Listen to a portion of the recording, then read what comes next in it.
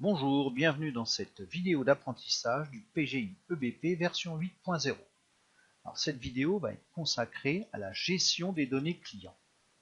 Alors nous verrons la création d'une famille client, la création d'une nouvelle fiche client, ou comment modifier une fiche client, comment aussi supprimer une fiche client, et nous terminerons par l'impression de la fiche client. Alors commençons par la création d'une famille client. Pour cela, nous avons deux possibilités. Soit dans le menu navigation, aller tout en bas ici sur famille client, ou alors aller dans vente, client et famille client. Donc vous voyez ici qu'apparaît 4 familles clients qui existent déjà. Si je voulais en ajouter une, je cliquerai sur ajouter. Une fois que nous sommes dans le menu d'ajout de cette famille client, on saisit le code de cette nouvelle famille, son libellé, on peut indiquer le pourcentage de remise qui va être affecté à cette famille client, le taux d'escompte, pourquoi pas aussi, des frais de transport, des frais de facturation si c'est possible aussi, le commercial affecté à cette famille client, et le mode de règlement, par exemple, il suffit de sélectionner et puis on cherche et on trouve. Voilà. Donc là, après, il vous suffira d'enregistrer et de fermer. Donc là, je vais simplement fermer sans enregistrer puisque c'est une simulation.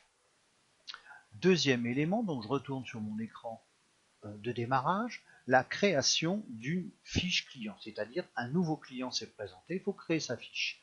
Là aussi, plusieurs possibilités. Dans la barre de navigation, je peux prendre ici client, je peux aller dans vente, client, client, mais le plus simple est directement de prendre l'écran de démarrage et de cliquer sur client.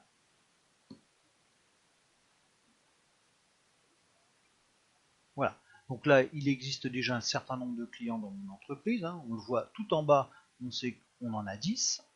Alors, pour ajouter un nouveau client, il suffit de cliquer sur ajouter et on sélectionne client. Le prospect, je le rappelle, c'est un client qui n'a pas encore commandé mais qui nous a déjà contacté pour des demandes de devis ou de renseignements. Donc, en cliquant sur ajouter, on va avoir un masque d'écran. Alors, pour la démonstration, je vais ouvrir un client qui existe déjà. Par exemple, aux fleurs de l'eau. Comme ça, nous allons nous rendre compte avec des informations, les éléments qu'il faut remplir. Alors, notre client, ici, je replace. Voilà. Quand on crée un client, bien entendu, il va falloir lui affecter un code. Il va falloir lui affecter une famille de clients. Donc, en prenant le menu déroulant, on va pouvoir affecter la famille que l'on veut. On va y mettre le nom. On va y mettre les différentes coordonnées, son adresse. S'il dispose d'un site web, on ajoutera le site web. Et puis le contact de facturation, c'est-à-dire généralement les personnes physiques. Donc ici c'est monsieur Jean-Claude Dury, qui est le gérant, les différents numéros de téléphone et les adresses mail. L'onglet suivant, c'est une recopie, enfin les deux onglets suivants même sont une recopie de cet onglet facturation. Regardez, on va y retrouver les mêmes informations et dans adresse, la même chose mais présentée uniquement au niveau postal. Contact, on va retrouver la même chose mais concernant monsieur Dury. L'onglet que vous aurez aussi à saisir, c'est l'onglet gestion. Donc, dans cet onglet gestion vont être complétées certaines informations comme le compte comptable. Client c'est 411, donc on va créer 411 AFDL pour aux fleurs de l'eau. On peut ajouter une remise spécifique à ce client en dehors de la remise liée à sa famille. On peut rajouter un taux d'escompte. Là aussi, on peut ajouter des frais de transport ici, des frais de facturation.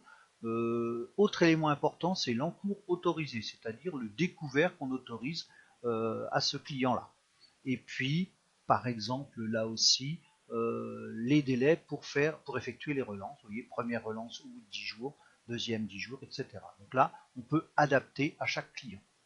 Une fois que cet onglet est complété, on peut passer à l'onglet suivant qu'on ne remplira que rarement, puisque ça concerne des tarifs, c'est-à-dire qu'on peut ajouter un tarif qui pourrait être spécifique de telle date à telle date, sur tel produit, tel taux de remise. L'onglet divers, vous aurez à le compléter sur certains éléments, par exemple le mode de règlement, On sélectionnera ici dans le menu déroulant au comptant. On peut y rattacher le commercial s'il n'a pas été rattaché à la famille. On peut compléter tout l'aspect entreprise si on a les renseignements, c'est-à-dire son numéro de sirène, le NAF, le numéro de TVA intracommunautaire, et surtout en bas, les coordonnées bancaires. Donc pour les coordonnées bancaires, il suffira de cliquer sur Ajouter. Donc là, il en existe un.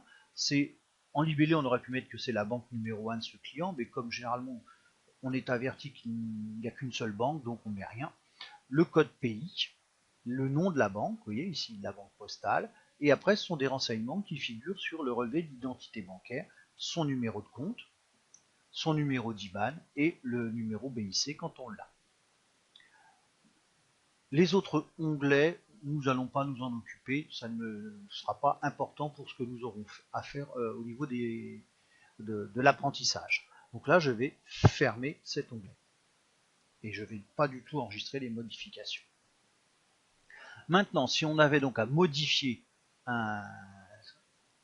le contenu d'une fiche client, il suffirait de cliquer, on sélectionne par exemple, imaginons LBS, le biosens, je le sélectionne et je clique sur modifier. À partir de là, il va ouvrir la fiche client et je peux ajouter ce que je veux, par exemple ici en bas un numéro de portable ou autre. Donc là je ferme. Même chose si je veux supprimer un client, je le sélectionne et je clique sur ici supprimer. Mais alors là il faut faire attention, par exemple le biosens, je ne pourrais pas le supprimer car il est en activité, il y a un solde. On ne peut supprimer que des clients qui n'ont pas d'activité. Donc voilà, je retourne en arrière. Donc il me reste maintenant à imprimer une fiche client. La solution la plus rapide, c'est d'aller dans Vente, Impression, Client. Et là, je vais sélectionner Client. En cliquant sur Client, va s'ouvrir une fenêtre. Et ici, je vais sélectionner. Alors, je pourrais imprimer par famille de clients, même par code postal. Bon, là, je vais faire simple. Je vais sélectionner mes clients par ordre alphabétique. Par exemple, je vais sélectionner de Aux Fleurs de l'Eau jusqu'à APCE 58. Avant d'imprimer, pensez toujours à faire un aperçu pour vérifier que le document que vous demandez est bien le bon. Vous voyez, là, il y a bien marqué fiche client. On a les renseignements qui ont été saisis dans sa fiche client. Le deuxième client. Vous voyez, ici en haut à gauche, on a 1 sur 3. On sait qu'on a donc 3 fiches. Et il ne me restera plus qu'après qu'à cliquer sur imprimer. Voilà, je ferme. Donc j'en ai terminé sur cette vidéo concernant les données clients et vous donne rendez-vous pour une prochaine. Au revoir.